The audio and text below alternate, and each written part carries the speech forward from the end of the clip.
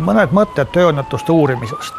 Et ei ole hea mõte, et võtame seda tööõnnetuse uurimist kui formaalsust, meil on vaja seda teha, meil on vaja raport vormistada ja sellega lõpetame, aga mõistlik oleks välja selgitada tööõnnetuse tegelikud põhjused ja asjaolud. Et need on tegelikult need teemad, mis võimaldavad ennetada järgmisi tööõnnetusi.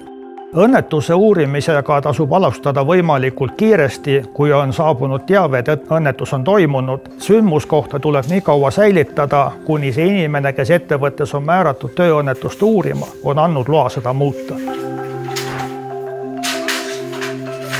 Ei küsida endalt mitu korda, miks, kuidas see oli võimalik, et meie ettevõttes selline asi juhtus. Ja mõelge just läbi ausalt, põhjalikult, mida me saame teha, et tulevikus taolisi õnnetusi ei juhtu. Kui võtta aluseks samad tööõnnetused, mida uuris nii tööandja kui uuris ka Tööinspektsiooni uurija, siis 2,5 korda oli rohkem neid juhtumeid, millal tööinspektor uurija arvas, et tegelikult on töötajate juhendamine ebapiisavalt tehtud, ehk tööandjad ei kippunud seda põhjust välja tooma.